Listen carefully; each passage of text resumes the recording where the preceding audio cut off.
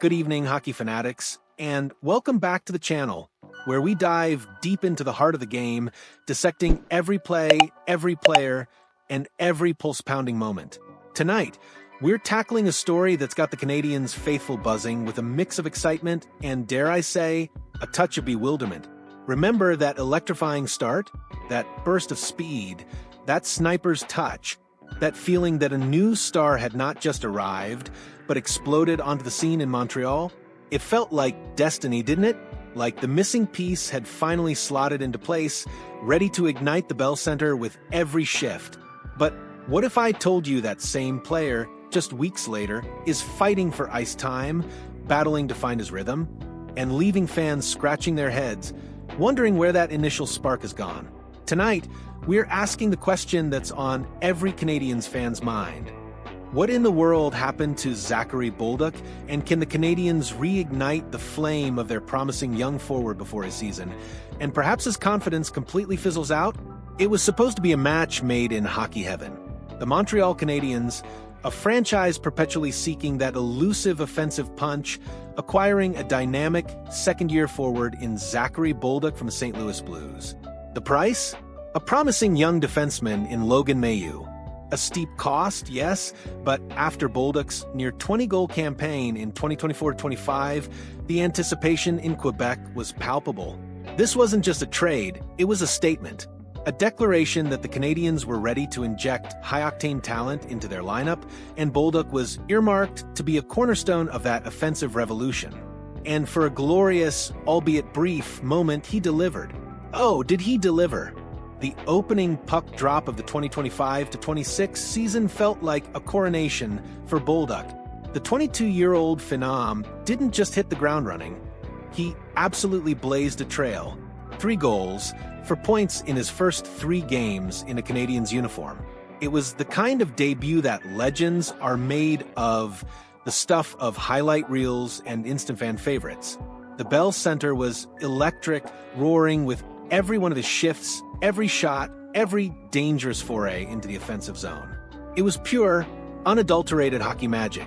What fueled this initial inferno? It wasn't just raw talent, though Bolduc possesses that in spades. It was opportunity perfectly aligned with his skill set. He was immediately slotted into the Canadiens' top 6 forward group, a prime position to showcase his offensive prowess. But even more crucially, he found himself on the Canadiens' primary power play unit. And let me tell you, the Montreal power play this season has been nothing short of electrifying. A symphony of puck movement, precision passing, and lethal finishing. It was a unit that could turn the tide of any game in an instant. Bolduc, with his quick release and keen offensive instincts, was a natural fit, a key cog in that high-octane machine. Being surrounded by elite talent, getting those crucial minutes with a man advantage, it was the perfect storm for a player looking to make an immediate impact. He found instant chemistry, particularly on the second line, where he was initially paired with the dynamic Kirby Dach and the ever-reliable Brendan Gallagher. This trio, for a fleeting period, looked like a force to be reckoned with. Bolduc and Gallagher, in particular, seemed to speak the same offensive language, creating scoring chances and burying pucks with a fluidity that suggested they'd been playing together for years. It was a beautiful thing to watch, a testament to the potential that Bolduc brought to the table. But as quickly as the fireworks began, a shadow began to creep in. The unforgiving nature of professional hockey, with its relentless competition and sudden twists of fate, started to play its hand. The first crack in Bolduc's seemingly impenetrable armor came not from his own play, but from the cruel hand of injury. Kirby Dach, his line mate and a crucial facilitator, went down early in the season, sidelining him for several games. This wasn't just a loss for Dach, it was a seismic shift for Bolduc. The carefully constructed lines, the burgeoning chemistry, all of it was thrown into disarray. Suddenly, Bolduc found himself shuffled down the lineup, a casualty of circumstance, relegated to the Canadiens' 4th line. Now, let's be clear, playing on the 4th line in the NHL is a grind. It's a role typically reserved for energy players, grinders, and defensive specialists. It's not where a promising, offensive-minded forward like Bolduc is meant to thrive. The ice time shrinks dramatically, the quality of line mates often diminishes, and the opportunities to generate offense become few and far between. It's a stark contrast to the top 6 power play minutes he was enjoying just days before. How do you maintain your scoring touch, your confidence, when your shifts are shorter, your puck touches fewer, and your primary responsibility shifts from creating to containing? It's a monumental challenge, even for the most seasoned veterans. And then came the rise of another star, a testament to the Canadiens' burgeoning prospect pool, but another blow to Bolduc's prime opportunities.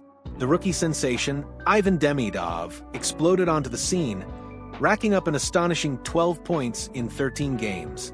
His undeniable talent and immediate impact earned him a well-deserved promotion to the Canadiens' primary power play unit. For the team, it was a fantastic development. For Bulldock, it meant losing his coveted spot on the top unit, further diminishing his high-leverage ice time. Even with Dach's recent return and the reunion of that promising second line, the landscape has shifted. In their most recent outing against the Philadelphia Flyers, Dach indeed found his scoring touch, potting 2 goals. A fantastic sign for the team and for the line's potential. But Bolduc? He remained off the scoreboard. While Dach's resurgence is a positive indicator for the line's overall success, it highlights the pressure on Bolduc to re-establish his own offensive presence. The strength of the Canadiens' first line, which Martin St. Louis seems understandably reluctant to dismantle, often means that even the second line, despite its talent, can find itself with limited ice time, further squeezing Bolduc's opportunities. It's a cruel paradox, surrounded by talent, yet struggling to find the space to shine. So, what's truly at play here? It's a complex tapestry woven with coaching decisions, emergent talent, and the brutal realities of an NHL roster. Head coach Martin St. Louis, a master tactician and a former offensive wizard himself, has a winning formula with his top line, and breaking that up would be a gamble. When you have a unit firing on all cylinders, you don't tinker with it lightly. This creates a bottleneck at the top, limiting the upward mobility for players like Bulldock. Then there's the Demidov factor. His meteoric rise is a testament to the Canadiens' scouting and development, but it undeniably creates a ripple effect. One player's success, particularly a rookie who grabs a prime power play spot, can inadvertently lead to another player's reduced role.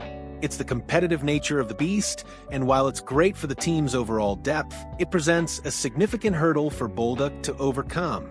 And let's not forget the unfortunate circumstances that initially pushed Bolduc down the lineup. Playing on the fourth line, particularly with a struggling Kirby Dach before his injury, and then with players like Joe Veleno, who is only in the lineup due to Patrick Lane's injury, is not an environment conducive to offensive production. It's a situation where you're often asked to dump the puck in, forecheck relentlessly, and simply survive shifts rather than create highlight reel plays. The pressure of being a high-profile acquisition, traded for a promising defenseman like Mayu, only amplifies the scrutiny when the points aren't coming. It's a mental game as much as a physical one, and Bolduc is undoubtedly feeling the weight of those expectations. But fear not, Canadiens faithful, for all is not lost. The narrative of a slump is often just a chapter, not the entire book. There are clear pathways for Bolduc to rediscover his scoring touch and reclaim his vital role. The most immediate and promising development is the return of Kirby Dach. As we saw against the Flyers, Dach is finding his game, and a confident, productive Dach is a boon for any line mate. The reunion of Bolduc, Dach, and potentially Gallagher on the second line could be the catalyst Bolduc desperately needs. Re-establishing that chemistry, that intuitive understanding of where each player will be, is paramount. When those three are clicking, they can be a formidable offensive force, alleviating some of the pressure on the top line and creating a more balanced attack. What Bolduc needs most right now is consistent top 6 minutes. He needs to be put in situations where his offensive talents can shine, where he's not constantly looking over his shoulder, worried about his next shift. He needs the puck on his stick in dangerous areas, and he needs the confidence that comes from knowing his coach believes in him to produce. Can he earn back a spot on the primary power play? Perhaps not immediately, given Demidov's stellar performance. But a consistent role on a strong second power play unit with quality line mates could also provide the spark he needs. It's about finding the right deployment, the right partners, and the consistent opportunity to play his game. The talent is undeniable, it's about unlocking it. Looking beyond the immediate challenges, what does the long-term future hold for Zachary Bolduc in Montreal? The Canadiens' prospect pool is deep, brimming with talent like Alexander Zurovsky and Michael Hage, who also project as potential top six forwards. This means competition will remain fierce, a constant pressure to perform. However, for this season, the expectation is that Bolduc will remain firmly entrenched in the top six. The organization invested heavily in him, and they see him as a crucial piece of their offensive puzzle, both now and in the years to come. The Canadian strategy to acquire a second center in the near future is also a significant factor that bodes well for Bulldock. Imagine a second line featuring the dynamic Demidov, the newly acquired center, and Bulldock on the wing. That's a line with speed, skill, and scoring punch that could truly drive offense and create matchup nightmares for opposing teams. This kind of strategic acquisition would solidify Bolduc's place and provide him with an elite playmaker to feed him the puck. Furthermore, Bolduc's position in the team's hierarchy appears secure, ahead of players like Alex Newhook and Patrick Lane. Lane, who hasn't quite lived up to expectations in Montreal and is an unrestricted free agent at the end of the year, is likely to move on, opening up even more opportunities and solidifying Bolduc's role. The management's belief in Bolduc is evident in the significant price they paid to bring him to Montreal. They didn't trade Logan Mailloux for a fleeting moment of brilliance. They traded him for a foundational piece, a player they envision as a key contributor to their future offensive core. So, for the Canadiens faithful, while the recent struggles might be a cause for concern, they shouldn't be a cause for panic. Bolduc was playing on a fourth line, often with a struggling Dach, and a temporary fill-in like Joe Veleno. Now, with Dach back and the potential for a more stable, offensive-minded top six role, the stage is set for him to rebound. He is a young, talented forward, and the organization's commitment to him is unwavering. He will be a fundamental piece in the future of this team's attack. From the exhilarating highs of a dream debut to the frustrating lows of a limited role, Zachary Bolduc's early season in Montreal has been a roller coaster. But this is the NHL, a league of constant adjustments, fierce competition, and incredible resilience. His talent is undeniable, his potential immense. The recent dip in production isn't a reflection of a lack of skill, but rather a confluence of circumstances, injuries, the emergence of other stars, and tactical shifts. The Canadiens made a significant investment in Bolduc, and they believe in his ability to be a difference maker.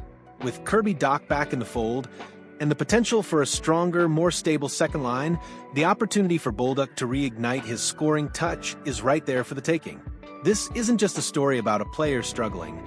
It's a story about a young talent navigating the complexities of the professional game, finding his footing, and ultimately proving why he was so highly coveted.